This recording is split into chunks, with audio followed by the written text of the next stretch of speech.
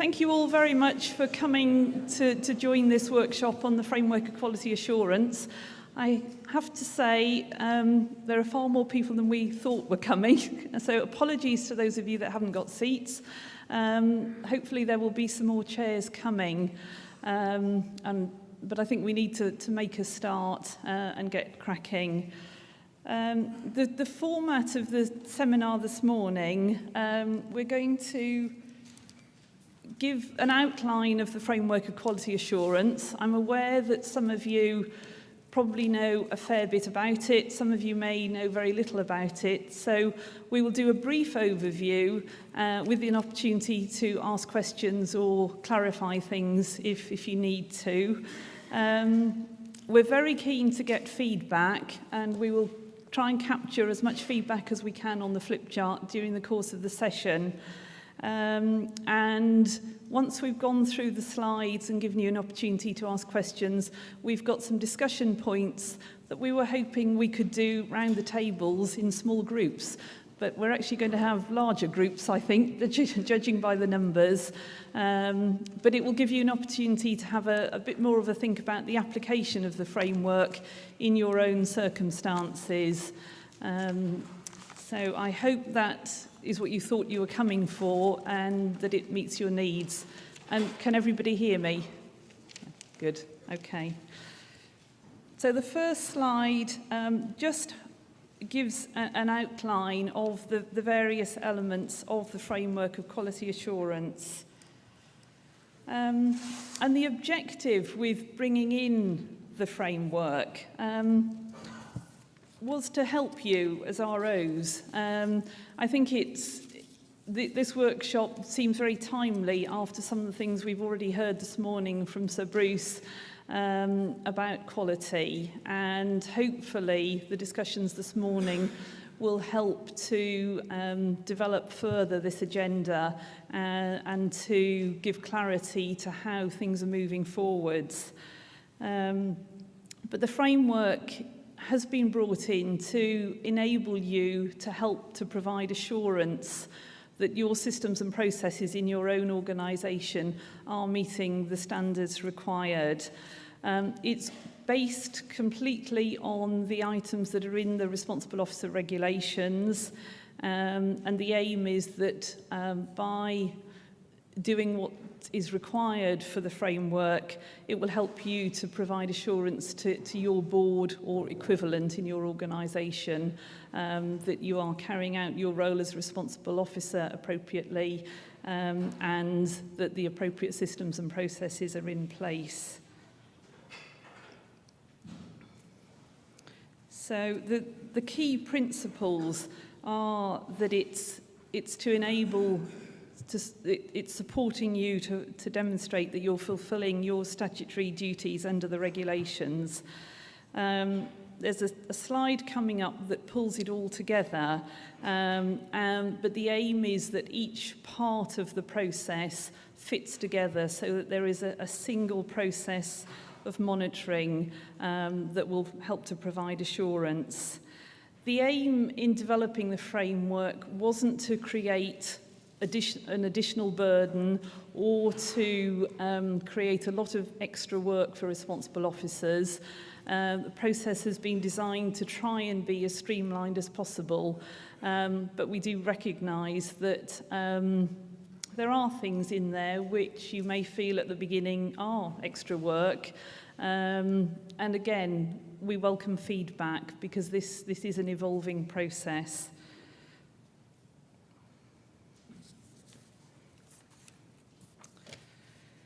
So, in summary, the framework of quality assurance is about the implementation of the Responsible Officer regulations. It comprises of a set of core standards, and I should say that there are copies on the tables of all the elements of the framework. There's a couple of copies of the overall framework document and each of the annexes. So if you want to look at the detail and you haven't already seen it, you should be able to access a copy. So there's a set of core standards. These have been developed based on what is in the regulations and the associated guidance. Another aspect of it is a quarterly progress report on appraisal rates. Then there is something that I'm sure you're all very familiar with because you've just filled it in and submitted it, the annual organisational audit, which is the replacement document for ORSA that, again, I'm sure you're all familiar with from previous years. And the difference is that the ORSA document was all about preparation, readiness for revalidation. Because it's now live and it's happening, we need something that's more suited to the assurance process. And so the annual organisational audit has been developed to meet those requirements. The next part of it is a template which has been produced as a guidance document to help you in reporting appropriately to the board. It doesn't have to be followed slavishly and every single bit included if it's not relevant for your organisation, but it's there to help you think through what might be appropriate. And then the final bit is a statement of compliance, so that once you've used the data in the annual organisational audit, you've provided a report for your board or equivalent body in your organisation, then there is a statement that is signed off by the appropriate person at board level to indicate compliance. And what we're hoping is that those statements of compliance will then be returned to the higher level responsible officer as the sort of completion of that process. So just to talk a little bit more about the core standards, the team that developed these went through in great detail each item in the RO regulations and the associated guidance that's been developed over the last few years, and used that to develop the set of standards that are a single list in separate sections. And it should be feasible to look at the standards and to reference where the applicable part of the regulations. At the moment, the core standards show what is mandatory. The hope is that over time these will be developed and there will be more opportunity to identify how standards can be developed that are more exemplary, so that as organisations are evolving and are demonstrating that systems and processes can be improved upon, then we can use the core standards to help move that forwards. So the core standards categories are as shown there. There are four. The first one is focused on the designated body and the role of the responsible officer. The second one is all around appraisal, and within that there are subsets associated with policy, leadership and governance, and with capacity and capability. The third section in the standards is about monitoring performance and responding to concerns, again with some subsections. And then the fourth aspect is to do with recruitment and engagement. And I'm sure you'll recognise those if you're as familiar with the RO regulations as I am. So moving on to the annual organisational audit, which I'm not going to go through in a lot of detail because I'm sure you've all had enough of looking at that and filling in the details. But again, it's based on the core standards. It's in a format where you can answer yes or no or put in figures, and it provides an overall summary of the position of the organisation. And as I mentioned earlier, you can then use that data to feed into the report for the board. Okay, I'm now going to hand over to Marjorie, and what I should have done at the beginning is to tell you who I am. So for those of you that don't know me, I'm Ros Crowder. I'm Deputy Director for Revalidation in the South Region of NHS England. Marjorie's going to go through the next slides and she'll introduce herself. Thanks, Ros. Hi everyone, I'm Marjorie Rogan. I'm the Interim Programme Manager with NHS England for for revalidation. We want this session really to be a two-way, and we want your thoughts on the process so far and how we can develop it and refine it. We appreciate that the AOA was something new from ORSA, so the feedback that you give us will be ideal. And I just want to say thanks to everyone. We've got 95% responses to the AOA as this morning. So thank you for all that work that you've done. And now, working in the background, we'll start analysing that information and ultimately develop a report that goes to the Minister sometime in autumn. So as Ros has said, we have developed the FQA process, and the slide here just outlines the interaction really between the AOA and the different elements of FQA. So it just shows that the ultimate report that will feed from all those reports is the report that needs to go to the Minister to tell him how we're doing in relation to revalidation.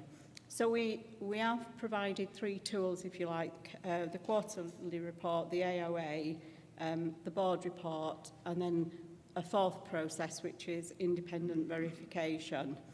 And so we hope that this has also helped people and supporting ROs to be able to deliver on their responsibilities.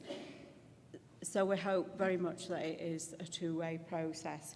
What I haven't said, I notice people are taking notes, all the slides will be emailed out to you by the events team after this. And as Rosa said, there's some documents over on the table, but also at lunchtime, if you go up on the mezzanine above the big hall, there's going to be a team of people there to answer any questions. If it's not manned, if there's some post-it notes, if you just want to fill in a post-it note, and we'll get those collated, and those will be emailed out to everyone as well. So to make the most of FQA, we need to establish and maintain some systems so that you can be assured that revalidation is working for you. Ros has spoken about the board report, and it is very much just a template that we're offering you, and please tailor that to fit your own organisation. I don't know if there's any small DBs in the room, but I appreciate that template may be way too complicated. But if you just look at it as a pointer and a template for how you might tailor it. One of the things that Ros is going to speak about later is external assurance review and how that might help you to be assured within your organisation that you are on track with revalidation. So the next few slides, I won't go through them, but it's a series of suggestions for challenge by your board and how that might support you in getting the resources that you need to ensure that revalidation happens, and just that support for you personally with your board, that you're doing everything that you need to in accordance with the regulations. So there's three slides there of suggestions, and as I say, I think what we'll do is we'll make sure you get all the slides so that you can take them back to your organisation and look through them. So I'll hand back now to Ros, and then the bulk of this seminar we want to take questions and get some feedback. Thank you. So part of the framework of quality assurance is to try and get some independent verification that the systems and processes that organisations say they have in place are actually in place. And as you're aware, up till now, a lot of the assessment of readiness for revalidation was based on self-assessments organisations were submitting an ORSA, and that was all we had really to base any sort of information on how organisations were performing. It's recognised that different people answer the questions differently. There are different perceptions of what the questions may mean. Some people may even be more honest than others, who knows? And so we're trying to move to a system where there is a bit more basis for knowing what is going on. So the independent verification part of the framework is to provide greater assurance that there are robust systems in place. The aim is that this is a process that will be carried out by the higher level responsible officers. So for those of you connected to NHS England, which is the vast majority of designated bodies, that means the regional teams, the regional responsible officers will be doing this. The aim is that there is verification of each designated body at least once during the 5-year revalidation cycle. That is a minimum, and it will be dependent on the level of assurance that's obtained. And the form that this will take, again, will depend on the information that's available and the level of assurance that is gained. And the starting point will be to look at the information that has just come in through the annual organisational audit, and to add to that other information that is available about the organisation.